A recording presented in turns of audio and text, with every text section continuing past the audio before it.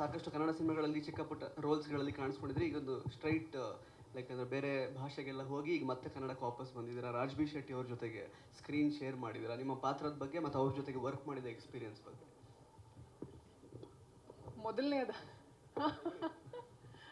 ಮೊದಲನೇದಾಗಿ ಅವ್ರ ಜೊತೆ ವರ್ಕ್ ಮಾಡಿರೋದು ಒಂದು ಥಿಂಕ್ ಲಕ್ಕಿಂತ ತುಂಬ ಜಾಸ್ತಿಯಾಗಿ it's more like a learning ಅಂತ ಹೇಳ್ಬೋದು.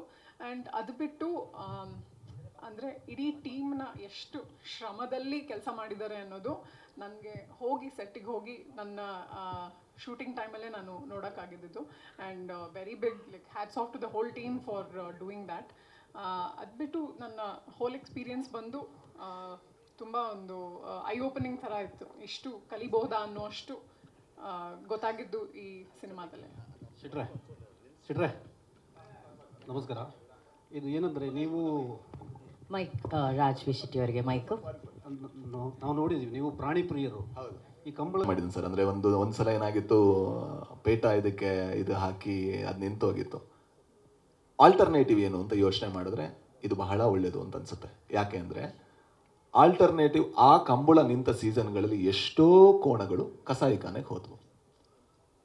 ಆ್ಯಂಡ್ ಇದು ಒಂದೇ ನಮಗೆ ಚಾನ್ಸ್ ಇರೋದು. ಅನ್ಫಾರ್ಚುನೇಟ್ಲಿ ನಾಯಿಗಳಿಂದ ಹಿಡಿದು ಅಥವಾ ಯಾವುದೇ ಬೆಕ್ಕುಗಳಿಂದ ಹಿಡಿದು ಕೋಣಗಳಿಂದ ಹಿಡಿದು ದನಗಳಿಂದ ಹಿಡಿದು they are not living ideal life because we are humans. As humans we are poor. ಆ ಕಾರಣಕ್ಕೋಸ್ಕರ ಎಲ್ಲದೂ ಕೂಡ ಕೇಜ್ಡ್, ಎಲ್ಲದೂ ಕೂಡ ಚೈನ್ಡ್.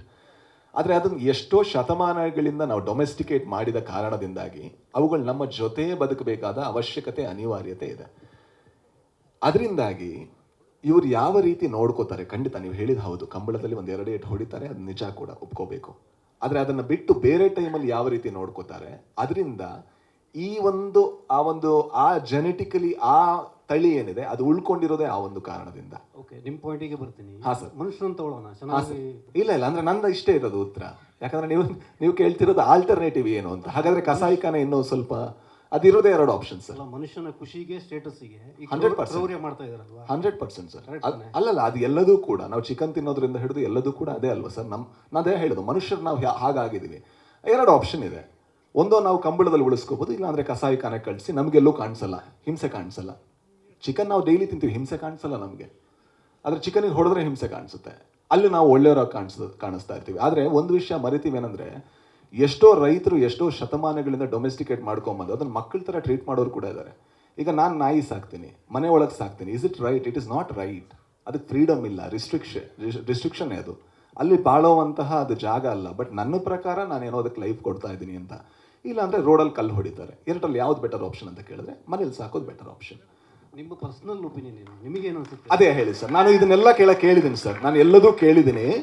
ನಾನು ಅವ್ರ ಹತ್ರ ಕೂಡ ನನಗೂ ನಿಮ್ಮ ಕನ್ಸರ್ನ್ 100% ಅರ್ಥ ಆಗ್ತಾ ಇದೆ. ನಾನು ಇದನ್ನೇ ಕೇಳಿದ್ದೀನಿ. ಅದನ್ನೇ ಕೇಳಿ ಆಲ್ಟರ್ನೇಟಿವ್ ಏನು ಅಂತ ಹುಡ್ಕೋವಂಥ ಪ್ರಯತ್ನ ಬಂದಾಗ ಆಲ್ಟರ್ನೇಟಿವ್ ವಾಸ್ ವೆರಿ ಸ್ಕೇರಿ. ತುಂಬ ನೋವಾಯ್ತು ನನಗೆ. ಅಂದರೆ ಅದು ಹೇಳೋದಕ್ಕೆ ಅವ್ರಿಗೂ ನೋವಾಗುತ್ತೆ. ಬಟ್ ಏನು ಗೊತ್ತಾ ಸರ್, ಕಂಬಳ ಅನ್ಫಾರ್ಚುನೇಟ್ಲಿ ತುಂಬ ರಿಚ್ ಸ್ಪೋರ್ಟ್ಸ್ ಆಗಿ ಬದಲಾಗಿದೆ. ಯಾಕಂದರೆ ಒಂದು ಕೋಣವನ್ನು ಸಾಕೋ ರೀತಿ ಇರ್ಬೋದು, ಅದೆಲ್ಲದೂ ಕೂಡ ಬಹಳ ಶ್ರಮ ಪಟ್ಟು ಅದನ್ನು ಸಾಕ್ತಾ ಇರ್ತಾರೆ. ಒಂದು ವೇಳೆ ಅದು ನಿಲ್ತು ಅಂದರೆ ಆ ತಳಿಗಳಿಗೆ ಬೇರೆ ಆಪ್ಷನ್ಗಳು ಇರಲ್ಲ. ಅದು ಬಹಳ ಬೇಜಾರಿನ ವಿಚಾರ. ಬಟ್ ಅದೇ ನಾ ಹೇಳೋದು, ಇದು ನಮ್ಮ ಮೇಲೆ ಬರುವಂಥದ್ದು. ಮನುಷ್ಯರಾಗಿ ನಾವು ಎಲ್ಲಿದ್ದೀವಿ ಅದರಿಂದ ಬರುವಂಥದ್ದು ಅಷ್ಟೇ. ಲಾಸ್ಟ್ 2-3 ಕ್ವೆಶನ್ಸ್ ಬೇರೆ ಕಲಾವಿದರ ಹತ್ರನೂ ಮಾತಾಡಿ ದಯವಿಟ್ಟು. ಸಂಪದ